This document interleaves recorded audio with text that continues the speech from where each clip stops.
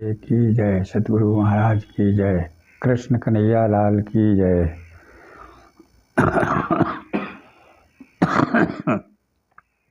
गुरु सब जो है, गुरु पे कुछ लाइनें कहते हैं, उसके बाद में आगे गंगा का अवतरण कैसे हुआ। गुरुर् ब्रह्मा गुरुर्विष्णु गुरुर्देवो महेश्वरा गुरुर् साक्षात् परब्रह्म तस्मै श्री गुरुवे नमः। अखंड मंडलाकारं व्याप्तं येन चराचरं तत्पदर्शितं येन तस्मै श्री गुरुवे नमः। गोविंद से गुरु अधिक है, जो सेवे चितलाए। गोविंदारे नरक में तो गुरु लेति बचाए। बोलो सतगुरुदेव महाराज की जय। गुरु बिन ज्ञान, ज्ञान बिन भक्ति, भक्ति बिना कल्याण नहीं। श्रद्धा और विश्वास बिना कभी मिलते हैं भगवान नहीं। गुरु बिन ज्ञान, ज्ञान बिन भक्ति, भक्ति बिना कल्याण नहीं। श्रद्धा और विश्वास बिना कभी मिलते हैं भगवान नहीं। जब तक अपने दिल के अंदर बुरी भावना रहती है, तब तक ही ये अजर आत्मा माँ कष्ट को सहती है। सच्चा सुख तब तक नहीं मिलता होता जब तक ज्ञान नहीं। श्रद्धा और विश्वास बिना कभी मिलते हैं भगवान नहीं। देता दोष फिरे कलयुग को, हरदम बुरे कर्म करे। लाखों मन की चोरी करके निकरती भर धर्म करे।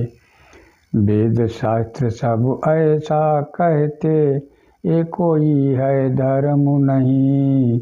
श्रद्धा और विश्वास बिना कभी मिलते हैं भगवान नहीं।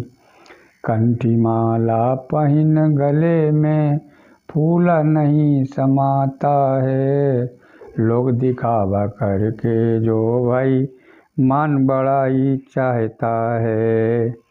पर निंदा करने की अपनी छोड़ी बात पुरानी नहीं। श्रद्धा और विश्वास बिना कभी मिलते हैं भगवान नहीं। निर्मल कर ले अपनी आत्मा, जैसे गंगा की धारा है। कण कण में है ईश्वर व्यापक, दी के सृजनहारा है। ईश्वरमय है तेरी आत्मा, पर तुझको पहचान नहीं। श्रद्धा और विश्वास बिना कभी मिलते हैं भगवान नहीं। गुरु बिन ज्ञान, ज्ञान बिन भक्ति, भक्ति बिना कल्याण नहीं। श्रद्धा और विश्वास बिना कभी मिलते हैं भगवान नहीं। और श्री प्राणनाथ प्यारे की जय। सतगुरु महाराज की जय। कृष्ण कन्हैया लाल की जय। धर्म प्रेमी सज्जनों, आइए इसी वीडियो के अंतर्गत हम आपको गंगा का अवतरण बताते हैं। जब ये संसार कुछ नहीं था, न पृथ्वी थी, न जल, न अग्नि, न वायु, न आकाश, मन बुद्धि अहंकार कुछ भी नहीं था, केवल जल ही जल था। तो एक बार श्री कृष्ण राधा के साथ में बैठे हुए थे और उन्होंने कहा राधा जी से कि राधा, दो लोगों से सही नहीं लगता है, कोई दूसरा भी हो। राधा ने कुछ नहीं कहा। इसके बाद श्री कृष्ण जी ने अपने योग बल से गंगा का अवतरण किया। गंगा पास में बैठी थी कृष्ण के पास। तो राधा ने जैसा तो सौतिया डाक के कारण उन्होंने कहा कि ये तो कोई है, इनके पास दूसरी स्त्री कोई है। तो स्त्रियों का स्त्रियों से डाह हो ही जाता है। तो इसलिए उन्होंने राधा को, जैसे राधा को श्री कृष्ण जी ने देखा, श्री कृष्ण जी ने राधा को और पास बैठी गंगा को देखा। तो उन्होंने कहा ये कौन है। और तब तक गंगा से कहा कि गंगा छुप जाओ। तो गंगा ने कहा कि अब हम कहाँ छुप जाएं, जब कोई ऑफिसर पास में आ जाए तो कहाँ छुपेंगे। तो उन्होंने कहा कहीं जहाँ जगह मिले तहाँ। फिर गंगा जी जो हैं उनके पैर के नाखून में चली गई, अंगूठे के जो नाखून था उसकी दराज में घुस गई। राधा ने बहुत कोशिश की लेकिन जो है वो गंगा नहीं मिली। तो उन्हें अपनी दूसरी कृत्रिम राधा जो है पास में लगा दी, जब कभी ये निकले तो इसे भस्म कर देना। तब से वो बंदी की तरह श्री कृष्ण के पैरों के नाखून में अंगूठे के नाखून में बनी रही। एक बार की बात है कि गंगा जी जो हैं जब वामन भगवान थे, जब उन्होंने रूप रखा था और राजा बलि के पास गए और उन्होंने बलि से कहा, बलि दानी था, वो दान करता था, तो उनसे कहा कि हमें 3 पैक पृथ्वी चाहिए। छोटा रूप दे करके पहले तो उन्होंने कहा तो कुछ और मांग लो, हमारे पास सब कुछ है। कहा नहीं, इतनी ही मांगेंगे, 3 पैक पृथ्वी। शुक्राचार्य जी थे, उन्होंने देखा तो उन्होंने मना किया कि ये जो है विष्णु स्वरूप हैं, परब्रह्म के रूप में आए हैं, पर इनसे जो है आप पृथ्वी न दें। लेकिन उसने कहा जो हमारे याचक आता है उसे हम विमुख नहीं लौटा देते हैं। तो उनके स्वावना रूप देख करके, उनकी लड़की रत्नमाला थी, उसने कहा ऐसा लड़का मिल जाए तो उसे हम खूब दूध पिलाएंगे। लेकिन जब उन्होंने एक ही पैग में ऊपर का लोक, ये सारा सतलोक तक नाप लिया, दूसरे पैग में जो है नीचे के लोग नाप लिए, फिर भी शेष रह गया नापने को। तो उन्हें अब कहाँ देगी। तो उन्होंने कहा जो है,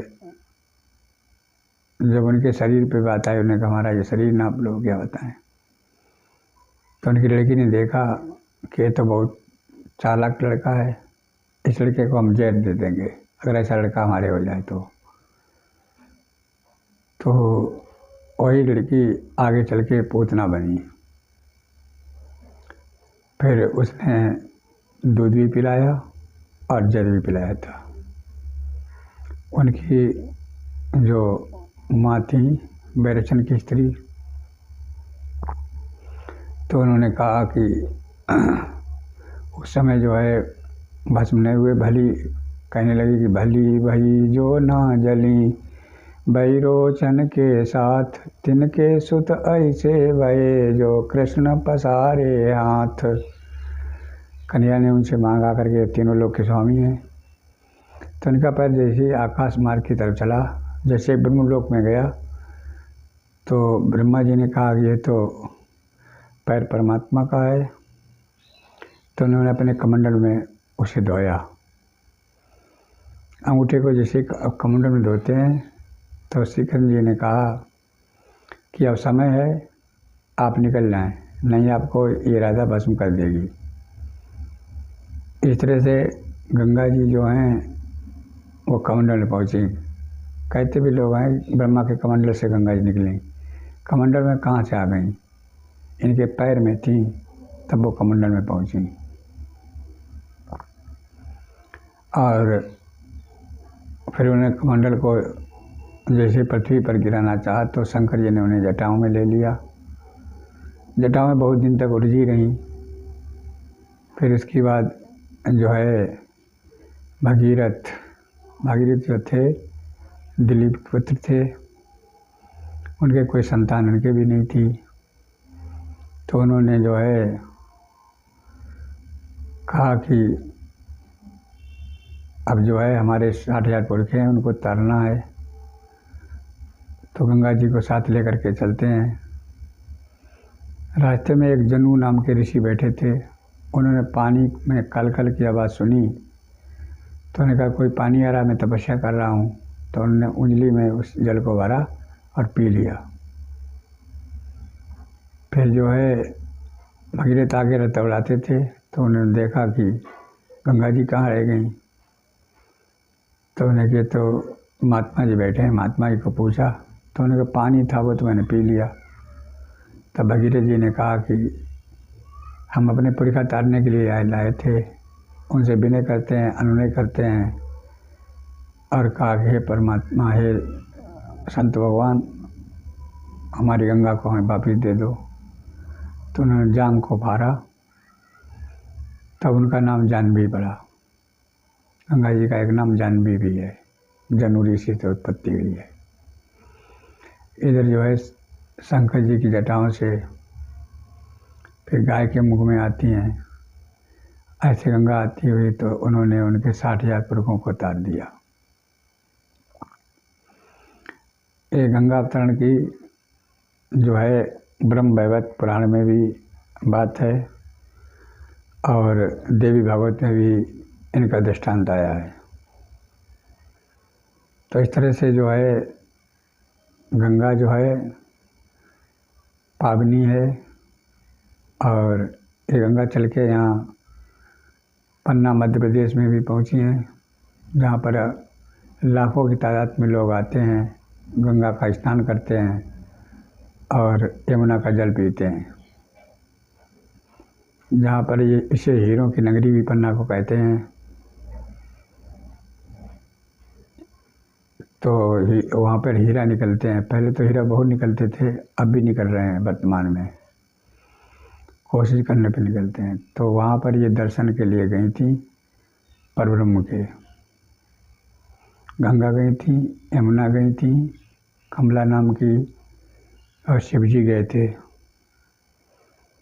शंकर जी जैसे वहाँ पहुँचे हैं, शिव की जटाओं से निकली गंगा जी, तो उन्होंने कहा कि यहाँ पर हमारे आराध्य देव आएंगे। और तो उन्होंने आकाश मार्ग से चल रहे थे।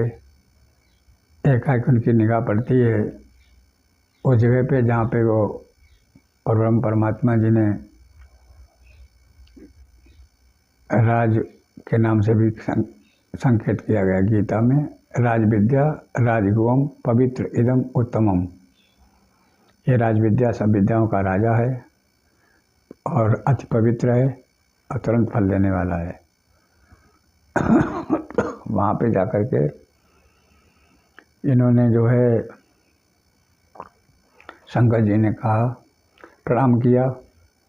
तो शिव उमा जी ने पूछा कि ये बताओ, यहाँ पर ना कोई मंदिर है, ना मस्जिद है, ना चर्च है, ना गुरुद्वारा। फिर आप प्रणाम, यहाँ तो पेड़ ही पेड़ खड़े हैं, आप यहाँ पे जो है प्रणाम किसे कर रहे हैं? तो उन्होंने कहा प्रणाम यहाँ पर हमारे आराध्य देव आएंगे और झंडा गाड़ेंगे। तो वो आज भी वर्तमान में वहाँ पे शिव जी का झंडा गड़ा हुआ है, जहाँ पे शिव ने उनको प्रणाम किया था। तो जो है एक कवि ने जो है उनके बारे में एक शिव के भजन भी लिखा है, मुझे सुनिएगा। शिव शंकर कह गए उमा से, ऐसा कलयुग आएगा, विंध्याचल पर्वत के ऊपर सुंदर धाम सुहाएगा।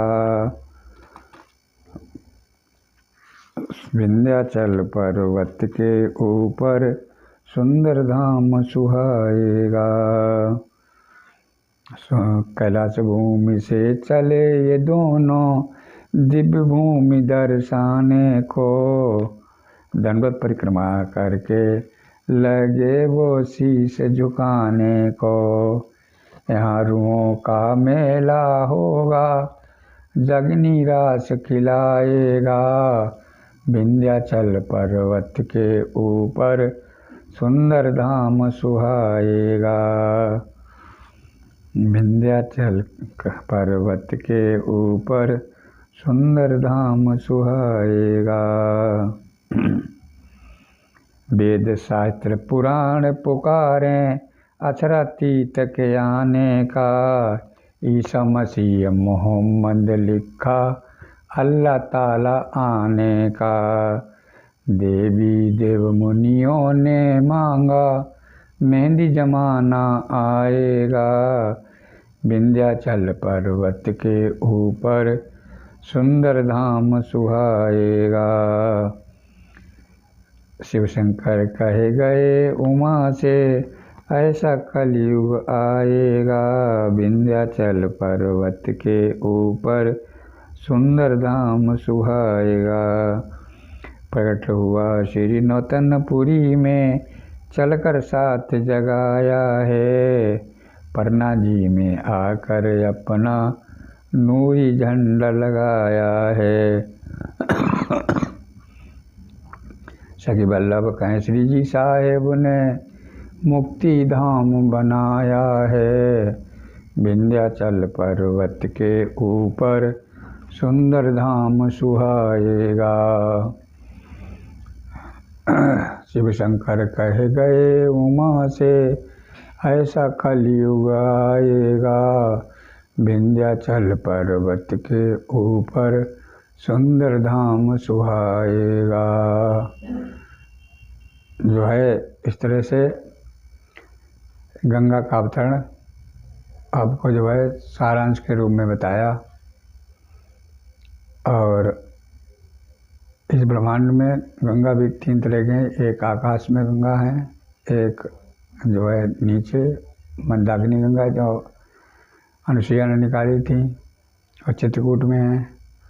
और ये गंगा जो हैं भगीरथ जी लाए थे।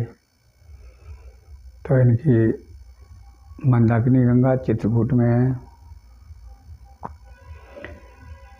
और रमण चौपाई विधि है कि गंग सकल मुद मंगल मूला, और सब सुख कारणी हरणी भवसूला। संसार के कष्ट को दूर करने वाली गंगा, इसलिए गंगा ने कहा कि बिना उनके दर्शन हम कैसे जो है आगे कार्य करेंगे। तो इसलिए वो दर्शन करने के लिए वहाँ गई थी, जिन्हें सच्चिदानंद घन के रूप में गीता में कहा गया। और हिंदी में अक्षरातीत भी आया है। गीता में श्री कृष्ण जी अर्जुन से कहते हैं, अर्जुन 2 पुरुष लोके क्षर अक्षर एव च, क्षर सर्वाणि भूतानि कूट तक्षर उच्यते। संसार में 2 प्रकार के प्राणी हैं, एक क्षर दूसरे अक्षर। क्षर माने नाशवान, अक्षर माने जिनका नाश नहीं होता है। इसलिए जो है क्षर से शरीर है, अक्षर से आत्मा है। इस आत्मा का पति परमात्मा तीसरा है। इसलिए श्री कृष्ण कहते हैं उत्तमा पुरुषा तन्या। उत्तम पुरुष कोई दूसरा है, उसे मैं भी नहीं जानता हूँ। वेद तके ब्रह्मा तके तकिए शेष महेश, गीता की जागम नहीं वो सतगुरु का देश। तो हमें शास्त्रों के द्वारा पता चलता है कि उनकी परब्रह्म की लीला। ये थोड़ा कठिन पड़ता है। कठोपनिषद में बताया गया यद्यप्लवनम श्रेष्ठम यद्यप्लवनम परम यद्यप्लवनम ज्ञात्वा ब्रह्मलोक मह्यते। पहले तो इस पर चलना कठिन है, थोड़े नियम हैं कुछ नियम के हिसाब से। और जब आप नियम कर लेंगे तो आपको शास्त्र ज्ञान निष्फल सकल जो ना हो विवेक। शास्त्र को पढ़ें और उसका जो है निचोड़ नहीं निकाल पाते हैं तो बेकार पढ़ना है। जैसे स्वाद अनजानत कंचुली सागक साग अनेक। कंचुली साग में पड़ी है और उसे नमक में से पूछा जाए तो क्या वो बता लेगी। इसी प्रकार से शास्त्रों का अध्ययन करने के बाद में उनका जो है निचोड़ आता है, उसे देखेंगे। रमण गोस्वामी तुलसीदास जी ने कहा है, ब्रह्म अनामय अज भगवंता, व्यापक अजित अनादि अनंता। अगम स्नेह भरत रघुवर को, जान जाई मन विधि हरिहर को। उपजई जासु अंश तई नाना, विष्णु विरंचि शंभु भगवाना। जिसके अंश से ब्रह्मा विष्णु महेश इत्यादि उत्पन्न होते हैं और उनकी इच्छा से। तो ये जो है अक्षर पुरुष के अंतर्गत आता है। अक्षर में चलेंगे तो अक्षरातीत के मैल में प्रेम इसे बरतत, सो सुध अक्षर को नहीं के विधि गेल करत। अक्षर ब्रह्म को पता नहीं कि शब्दातीत परमात्मा क्या कर रहा है। उनकी क्या पहले हक के दिल में आया, रूहों को दिखलाऊं माया। आत्माओं को माया दिखाने के लिए इस संसार में आना पड़ा। पहले ब्रज में आए थे परमात्मा, जो श्री कृष्ण के अंदर विराजमान बैठे 11 वर्ष 52 दिन तक। फिर रास में आए, अब जागनी के ब्रह्मांड में। ये समय बहुत कम है और जो है हमारे आपका समय जा रहा है। इसी खेल में थोड़ी अपनी परमात्मा ने हमें आपको तन दिया है। फिर जन्म लेना पड़ेगा, फिर वही छोटे, फिर पढ़ाई करो, फिर नौकरी या और धंधे करें। ये तो खेल चलता है आया। ये 28वां कलयुग आ गया। इसके पीछे 27 कलयुग निकल गए, तब जो है वो ज्ञान नहीं आ पाया था। 28वें कलयुग में ये ज्ञान आया। इसलिए यजुर्वेद में बताया गया, नूनम तदस्या काव्यो हिनोति महो देवस पूर्वस्य धामम एस जगे बहुमुषाग मिथ्या पूर्व अर्धे वृत्ते सन्नु। वो कांदर्शी परमात्मा अपने लोक से आकर के संसार के जीवों को हकीकत की बात बता करके पुनः अपने लोक को वापिस चला जाएगा। तो जो है जैसा कि शास्त्रों में के अंतर्गत पुराण में, विष्णु पुराण में इनमें भी दिया है, और स्कंद पुराण में, हरिवंश पुराण में बताया गया कि अभाविनो मनियो भविष्यन्ति बहुरूपणा।